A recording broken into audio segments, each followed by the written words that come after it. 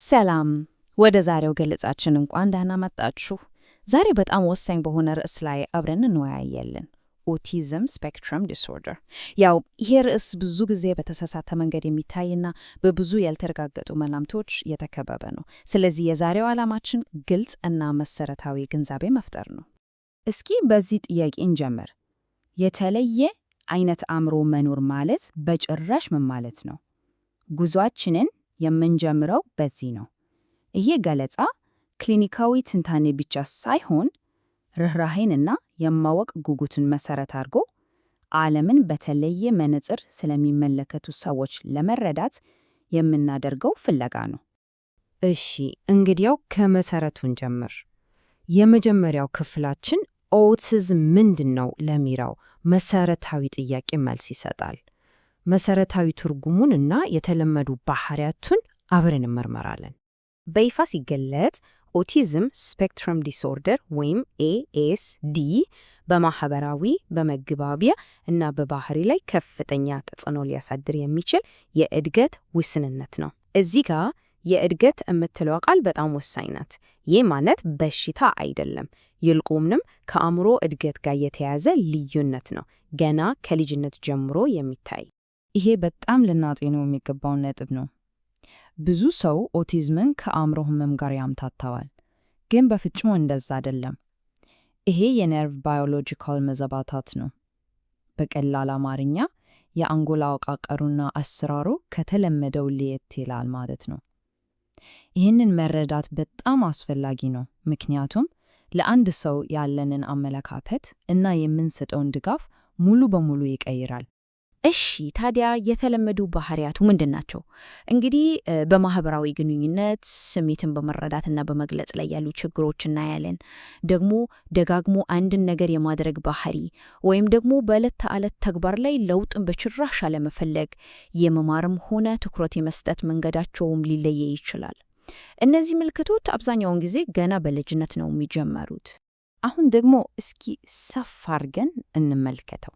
ኦቲዝምን ምን ያመጣዋል? ምን ያህልስ የተሰፋፋ ነው? የሚሉትን ጥያቄዎች በቀጣዩ ክፍል እንፈትሻለን። ይህንን አባባል ልብ ብለን እንስማው። የኦቲዝም መንስኤ ምን እንደሆነ አናውቅም፣ ነገር ግን ወላጆች ባደረጉት ወይም ባላደረጉት ነገር ምክንያት እንዳልሆነ በእርግጠኝነት እናውቃለን።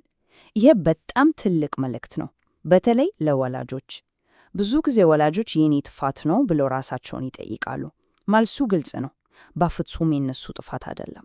ታዲያ ጥናቶች ምን ይጠቁማሉ?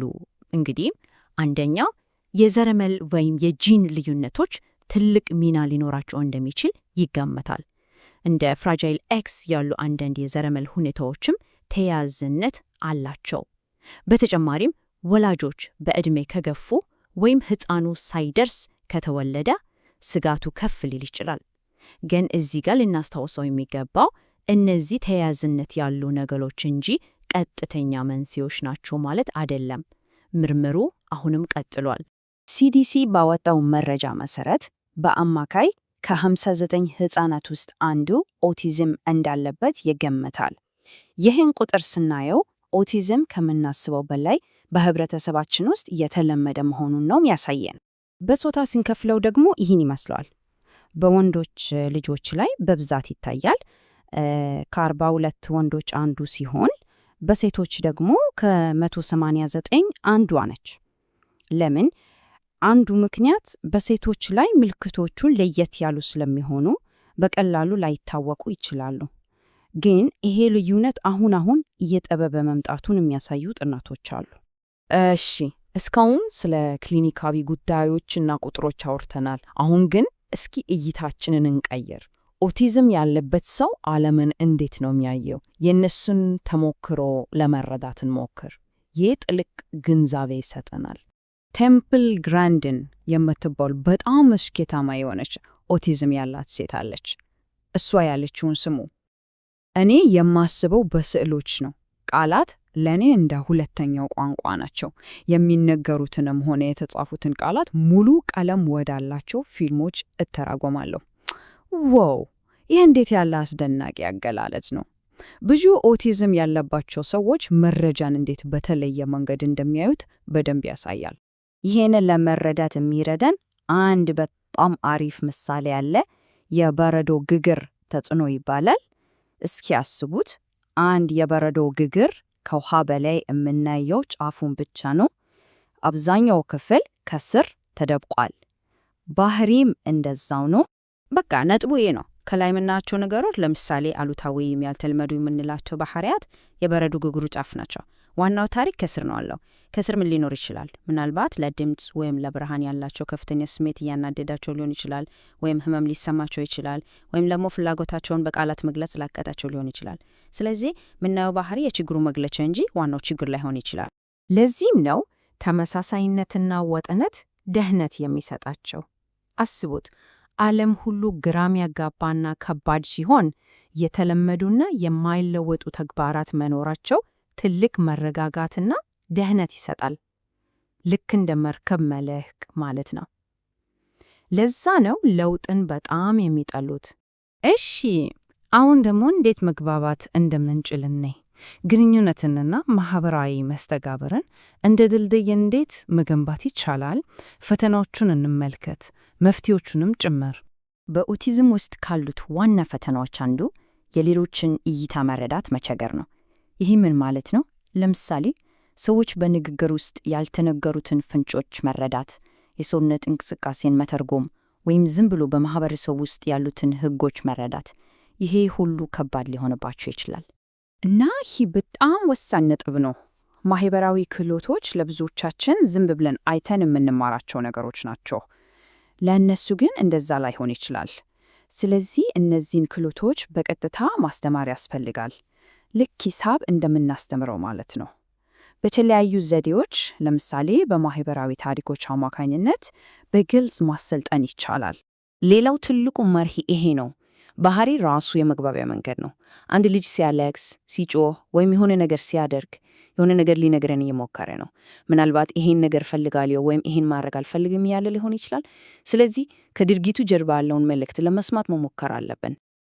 እሺ፣ አሁን ወደ መጨረሻው ክፍላችን ደርሰናል። በዚህ ክፍል ተስፋ የሚሰጡና ተግባራዊ የሆኑ የድጋፍ መንገዶችን እንመለከታለን። ኦቲዝም ያለበትን ልጅ በተግባር እንዴት መርዳት ይቻላል?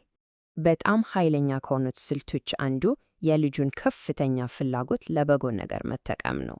ለምሳሌ አንድ ልጅ ባቡር በጣም የሚወድ ከሆነ ያንን የባቡር ፍቅር እንደ መሳሪያ መጠቀም እንችላለን። ጥሩ ነገር ሲሰራ በባቡር እንዲጫወት መፍቀድ፣ ስለ ባቡር ያወራን ማይወደውን ትምህርት ማስተማር፣ የሆነ ነገር ሲጠብቅ በባቡር አሻንጉሊት እንዲጫወት ማድረግ፣ ከአንዱ እንቅስቃሴ ወደ ሌላው ሲሸጋገርም የባቡርን ምስል እንደ ድል እንዲመጠቀም። ይሄ በጣም ውጤታማ ነው። እንግዲህ ልጃችንን ለመርዳት ልናደርጋቸው የምንችላቸው ጥቂት ነገሮች እዚህ አሉ። ለምሳሌ ከቦታ ቦታ ስንንቀሳቀስ ቀስ ማለት፣ እነሱ የሚያስቡት በተለየ መንገድ መሆኑን መረዳት እንጂ የሆነ ችግር እንዳለባቸው አለማሰብ፣ በጥንካሬያቸው ላይ ማተኮር እና ስጦታዎቻቸውን መጠቀም፣ ጥሩ ማህበራዊ ግንኙነት እንዲፈጥሩ መርዳት እና ከሁሉም በላይ በፍጹም ተስፋ አለመቁረጥ። ይህንን ውይይታችንን የምንደመድመው በዚህ ጥያቄ ነው።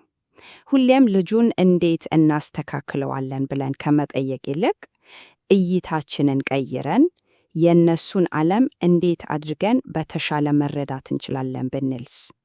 ነጥቡ ማስተካከል ሳይሆን መረዳት ላይ ሲሆን ጉዞአችን በሙሉ በርህራሄ እና ትርጉም ባለው ዓላማ የተሞላው ይሆናል።